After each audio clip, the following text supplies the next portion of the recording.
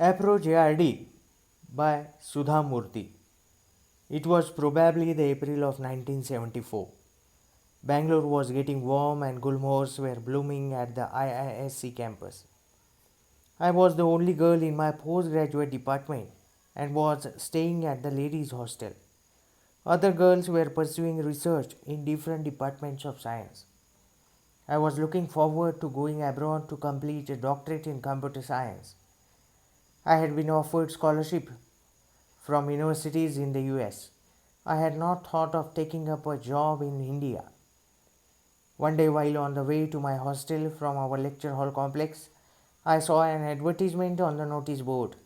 It was a standard job requirement notice from the famous automobile company Telco, now Tata Motors. I stated that the company required young, bright engineers, hardworking, and with an excellent academic background, etc. At the bottom was a small line: Lady candidates need not apply. I read it and was very upset.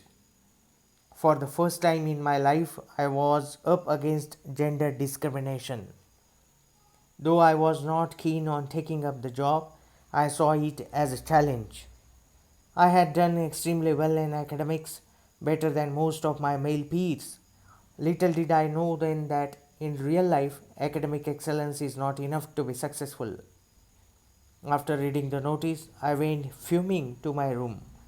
I decided to inform the topmost person in Telco's management about the injustice the company was perpetrating. I got a postcard and started to write. But there was a problem. I did not know who headed Telco. I thought it must be one of the Tatas. I knew J.R.D. Tata was the head of the Tata Group. I had seen his pictures in newspapers. Actually, Sumant Mulgaonkar was the company chairman then. I took the card, addressed it to JRD, and started writing. To this day, I remember clearly what I wrote. The great Tatas have always been pioneers. They are the people who started the basic infrastructure industries in India, such as iron and steel, chemicals, textiles, and locomotives. They have cared for higher education in India since 1900, and they were responsible for the establishment of the Indian Institute of Science. Fortunately, I study there. But I am surprised how a company such as Telco is discriminating on the basis of gender. I posted the letter and forgot about it. Less than 10 days later, I received a telegram stating that I had to appear for an interview at Telco's Pune facility at the company's expense. I was taken aback by the telegram. My hostel mate told me I should use the opportunity to go to Pune free of cost and buy them the famous Pune saris for cheap. I collected rupees 30 each from everyone who wanted a sari. When I look back, I feel like laughing at the reasons for my going. But back then, they seemed good enough to make the trip. It was my first visit to Pune, and I immediately fell in love with the city. To this day, it remains dear to me. I feel as much at home in Pune as I do in Hubli, my hometown. The place changed my life in so many ways. As directed, I went to Telco's Pimpri office for the interview. There were 6 people on the panel, and I realized then that this was serious business. This is the girl who wrote to JRD. I heard somebody whisper as soon as I entered the room. By then, I knew for sure that I would not get the job. The realization abolished all fear from my mind. So I was rather cool while the interview was being conducted. Even before the interview started, I reckoned the panel was biased, so I told them rather impolitely, I hope this is only a technical interview. They were taken aback by my rudeness, and even today I am ashamed about my attitude. The panel asked me technical questions and I answered all of them. Then an elderly gentleman with an affectionate voice told me, do you know why we said lady candidates need not apply? The reason is that we have never employed any ladies on the shop floor. This is not a co-ed college, this is a factory. And when it comes to academics, you are a first ranker throughout. We appreciate that. But people like you should work in research laboratories. I was a young girl from small town Hubli. My world had been a limited place. I did not know the ways of large corporate houses and their difficulties, so I answered, but you must start somewhere. Otherwise, no woman will ever be able to work in your factories. Finally, after a long interview, I was told I had been successful. So, this was that the future had in store for me. Never had I thought I would take up a job in Pune.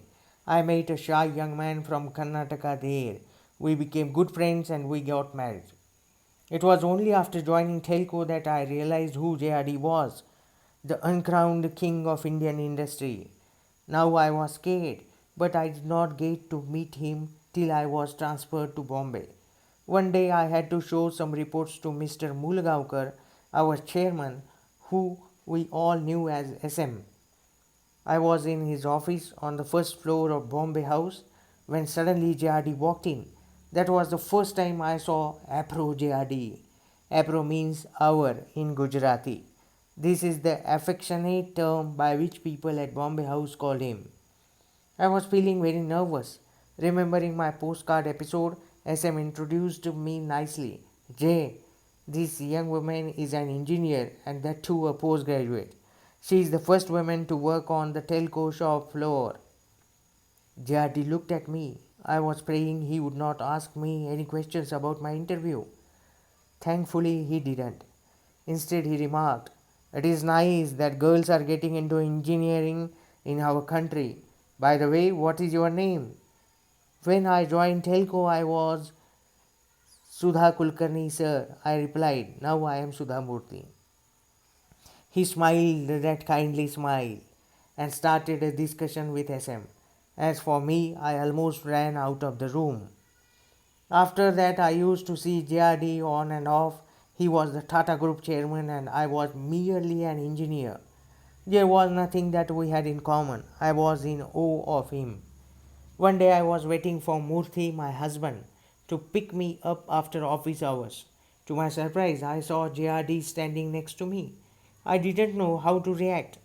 Yet again, I started worrying about that postcard. Looking back, I realized JRD had forgotten about it.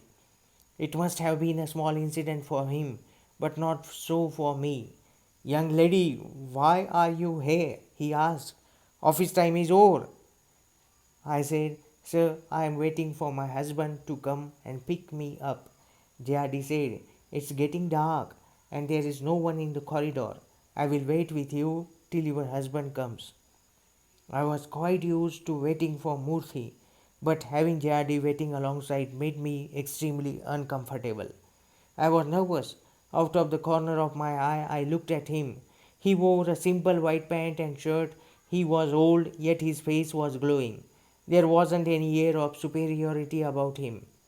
I was thinking, look at this person. He is a chairman, a well respected man in our country, and he is waiting for the sake of an ordinary employee. Then I saw Murthy and I rushed out. JRD called and said, young lady, tell your husband never to make his wife wait again. In 1982, I had to resign from my job at Telco. I was reluctant to go, but I really did not have a choice. I was coming down the steps of Bombay House after wrapping up my final settlement when I saw JRD coming up. He was absorbed in thought. I wanted to say goodbye to him, so I stopped. He saw me and paused. Gently he said, so what are you doing, Mrs. Kulkarni? Sir, I am leaving Telco. Where are you going? He asked. Pune, sir. My husband is starting a company called Infosys and I am shifting to Pune. Oh, and what will you do when you are successful? Sir, I don't know whether we will be successful. Never start with diffidence, he advised me. Always start with confidence. When you are successful, you must give back to society. Society gives us so much. We must reciprocate. I wish you all the best. Then JRD continued walking up the stairs. I stood there for what seemed like a millennium. That was the last time I saw him alive. Many years later, I met Ratan Tata in the same Bombay house, occupying the chair JRD once did. I told him of my many sweet memories of working with Telco. Later he wrote to me, "It was nice hearing about Jay from you. The sad part is that he is not alive to see you today." I considered JRD a great man because, despite being an extremely busy person, he valued one postcard written by a young girl seeking justice. He must have received thousands of letters every day. He could have thrown mine away, but he didn't do that. He respected the intentions of that unknown girl who had neither influence nor money and gave her an opportunity in his company. He did not merely give her a job, he changed her life and mindset forever. Close to 50% of the students in today's engineering colleges are girls, and there are women on the shop floor in many industry segments. I see these changes and I think of JRD.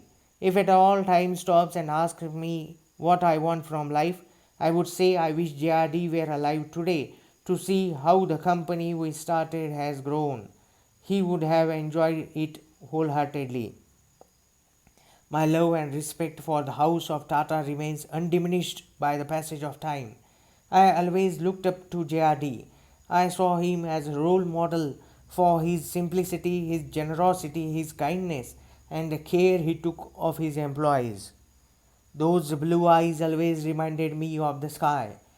They had the same vastness and munificence. So, this is the real incident in the life of Sudha Murthy about the great industrial king of India, that is Apro JRD.